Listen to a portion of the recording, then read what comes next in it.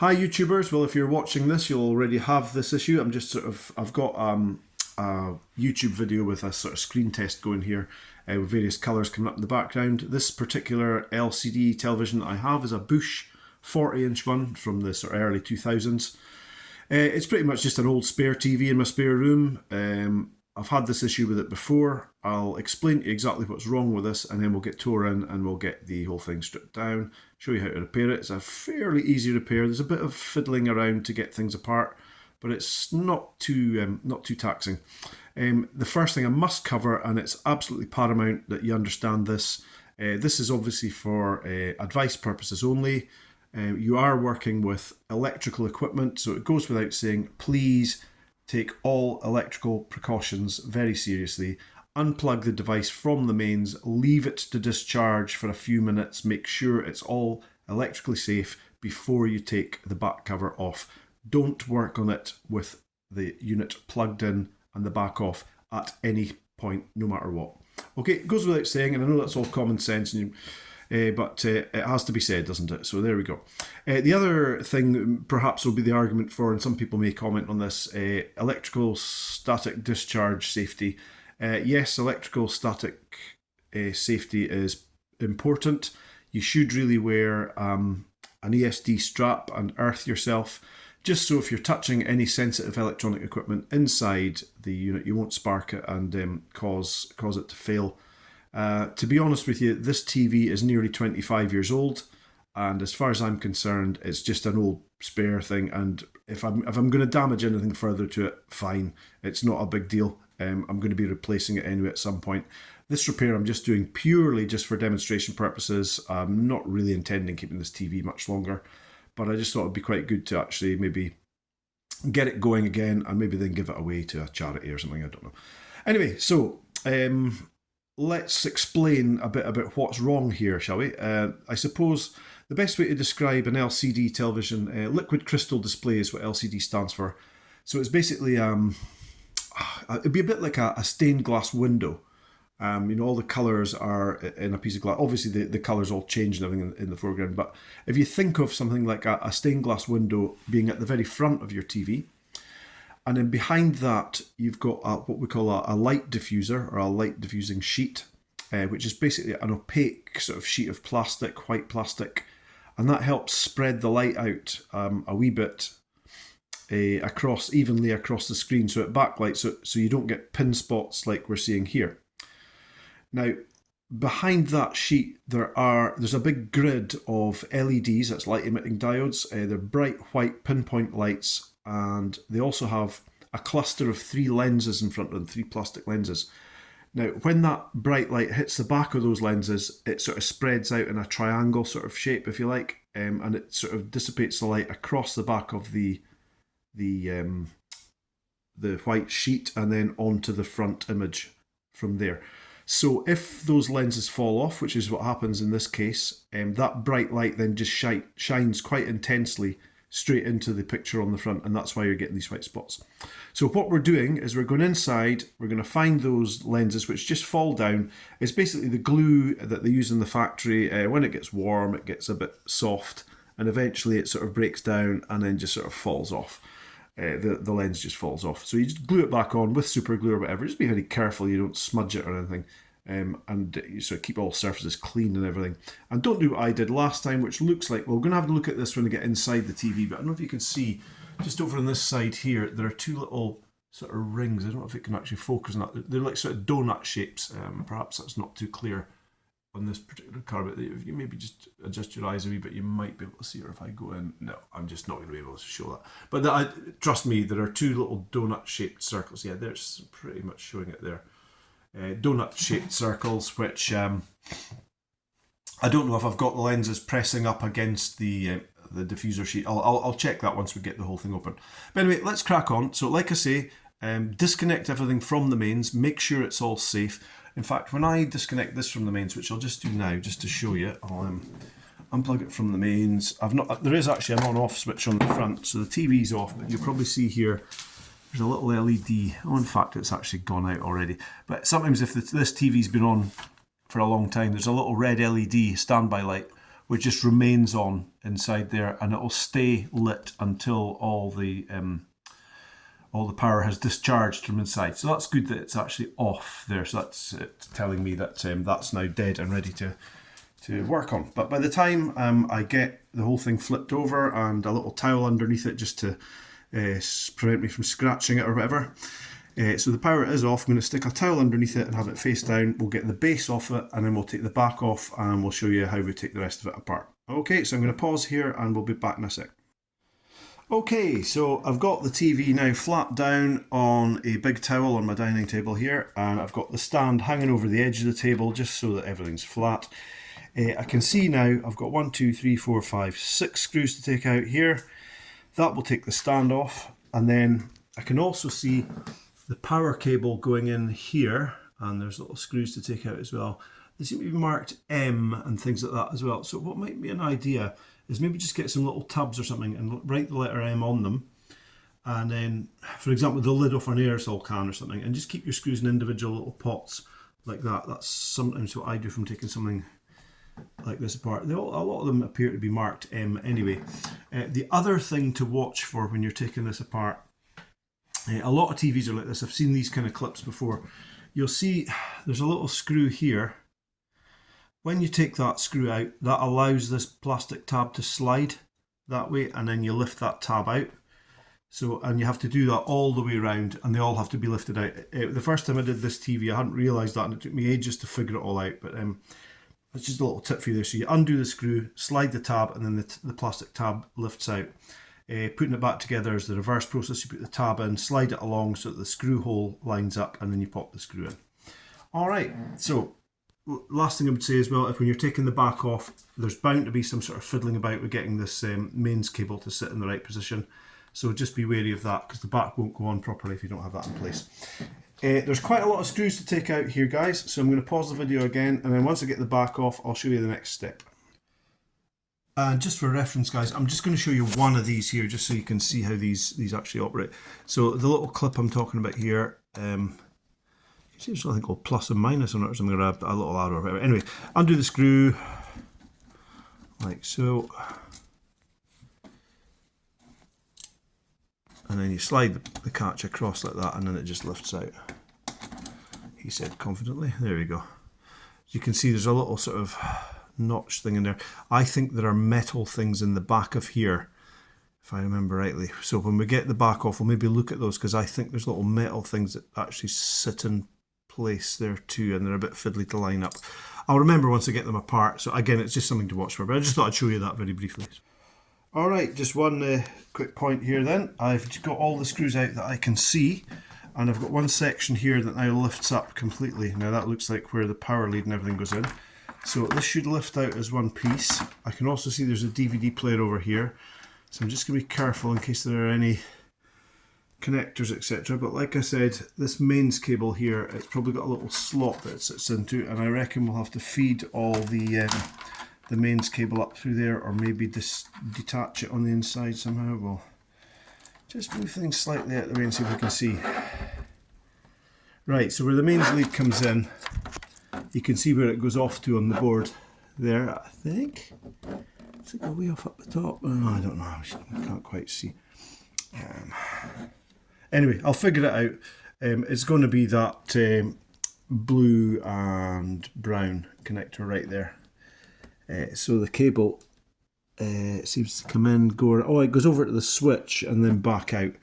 So if I think the switch is part of this whole unit, which it is. So if I just disconnect that cable there, so it's one of these lock things where you press down on that switch there and it comes out.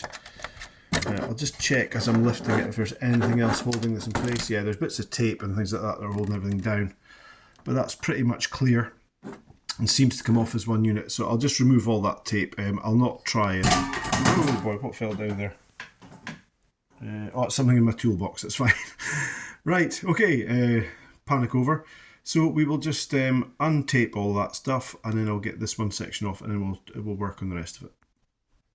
So yeah, 3 connectors in total that I can see. The mains connector that I had there, and then this grey ribbon connector here. and that one there as well. And I think there's one coming along the side here, but I think that's going to stay in place. So this one will just pull out, I'm pretty sure. Just be very careful not to damage the cabling. Yeah, that looks okay. And then this one here also will just wiggle out. And that should lift off that whole top section now. I'll just make sure that comes away clear. There's one more I can see at the end here. That's going to the DVD player. It's probably just, I don't know, an audio feed or something. I have no idea what it does, or some sort of little switch thing. I don't know what it does.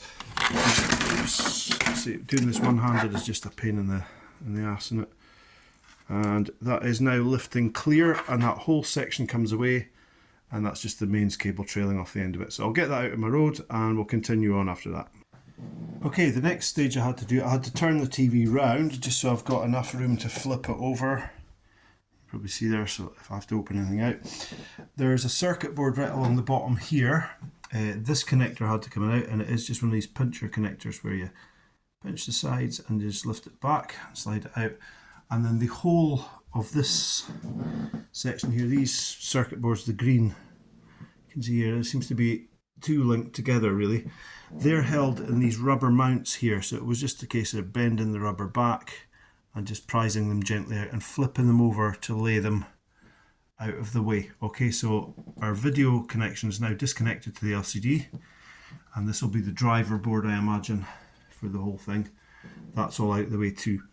I can now see some screws which are clearly mounting the frame in place. I'm going to try and get them out of the way now. I think I might have to, I just can't remember when I did this one last, I might have to remove the power supply as well, which is here. So we'll maybe just take that out anyway. Yeah, I think I will, just because it is removable, and it'll probably help me carry on. All right. And now I've just remembered the nightmare I encountered with these clips again, the clips that I showed you how to take out earlier on. Just we're looking at them here. Here's one, this one here. This one's okay because the metal thing is slid right across there. If it was slid back this way, you would see the screw hole appearing here. Now you see this one here, it's shoved itself back over, and you have to try and get a wee screwdriver in there and nudge it across. And this one has just been a bit of a pig.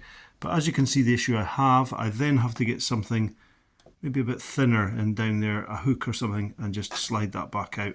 So that's all that's wrong there. A couple of them have done that, so just to make you aware that can happen. And after a lot of faffing about, basically I had to take the bezel off the front, line up all those clips. Once the bezel was removed, that's the plastic surround, by the way, just in case, you have to sort of get it unhooked on like 3 sides, 1 short side and 2 long sides, and then kind of lift it from 1 short side up, and it kind of comes off. There's bits of glue, just light glue on it, but maybe it was stickier than this before when I took this apart first time. Or there's a kind of rubbery surround here, so just be careful of all that. Make sure that all goes back into place when you put it back. But basically now we're at the point where we have, this is the light diffuser I was talking about, this white sheet here. And like I say, if I remember correctly, I think this is 2 sheets overlapped, but I may be wrong about that. But then round the edges here there are more screws, and I think these come off, these plastic surrounds come off in a couple of sections. So I'm just going to go and deal with that just now. I think they're pretty obvious from what I can remember, and then you'll be able to see the inside, and we'll continue from there. Right folks, we're on the home straight.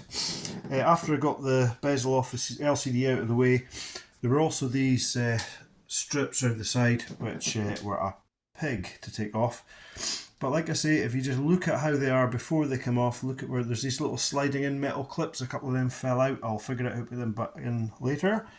But in the meantime, what I'm left with now is my big white sheet diffuser, and I am certain there are 2 sheets here, so I'm just going to lift one up, and there's one behind it. Now for some reason I seem to think they were overlapped, but clearly not. So I'm just going to lift 1 sheet off at a time, keep them in the same orientation as I'm taking them off, try and keep them clean. You don't get any dust on them for putting them back on, or you'll just get hairlines or whatever behind. So I'll take this off now, and then you'll be able to see the bit behind.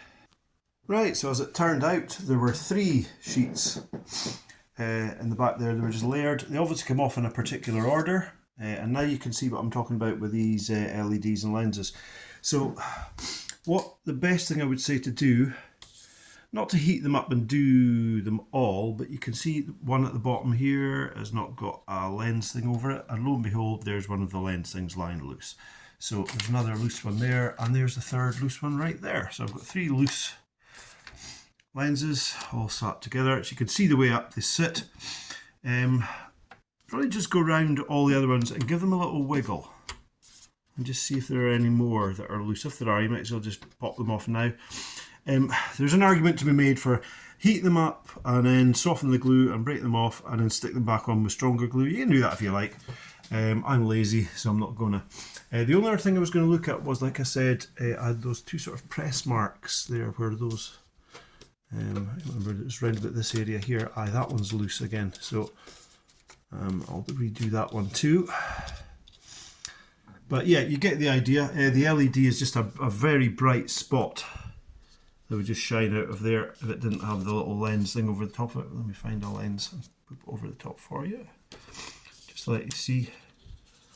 Lay that in place, and that would spread the light out. So I'm going to glue them back in, then I'm going to fit everything back together and hopefully show you the end result. Right, everything is glued into place. A little bit messy, but once we put all the other bits on top, that should be us. So I'll stick it all back together and show you the end result. Right guys, we're on the home straight. I've got the bezel and everything back on.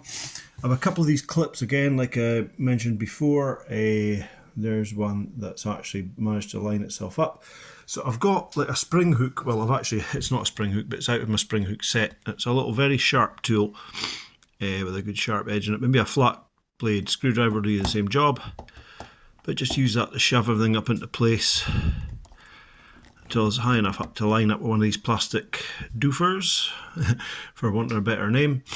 Now I think it's that way up, if I remember right. Yeah, well you can sort of see, let me just show you that actually. Here's 2 little tabs there. Get them to the lower down position and then slide the whole thing. That locks it in place, and I'll just pop a screw in there now because I know that bezel's flat and aligned. You do that with all of them, stick all the other screws back in. I'll bet you £1 that you'll have a couple of screws left over by the end of this. Don't worry about that too much. A lot of these screws are security screws and nothing else, to stop people like you and I fiddling about with equipment that we shouldn't. Anyway, I'm on the home straight now, so I'll get all the screws back in. We'll line it all up, stick it on the laptop, give it a test and see what happens. Another quick one while I'm sticking it back together. The mains cable, you can see, if I just lift it up and bounce it a wee bit, you can see the mains cable sort of slots in. It's got a grommet around it that slots down onto that metal plate there. And also when you're lowering everything down, just go around, there's a couple of cables up here. The last time I put this back together, a cable got snagged under there. It's all flattened out. It's fine, it's still working. So I've just like tucked that in with my fingers as I'm putting that back together. So yes, final stages, I keep saying that, but now I'm just going to get all the last remaining screws with all the power supply all connected up, and we're ready to do the test. And now, ladies and gentlemen, the moment of truth. I've now got it hooked up. I'm just going to switch it back on. He said confidently, if I manage to miss the... Is it just coming back on? Oh, there it goes. I'm just finding the source. And we have a perfectly red screen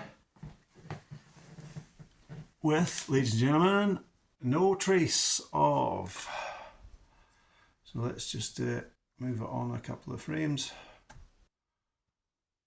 No trace of the dots. One perfectly clear screen again. There she goes. Switches over to green, no bother. And that's us. So all fixed. Very pleased with that. Yeah, a bit fiddly. I do have 2 screws left over. When I say they're left over, they fell on the floor earlier on. So I will find those and put them in. They're just a couple of self-tapping screws that hold some plastics on the back. There's nothing serious. But there we are. Glad it's all working. So all good. I hope that was of some help to some of you guys. Like I say, sorry I couldn't give you the sort of full demo, just sort of one-handed screwdrivering and what have you. But there we are. Plain blue screen. All good. Thanks for watching and see you again. Cheers.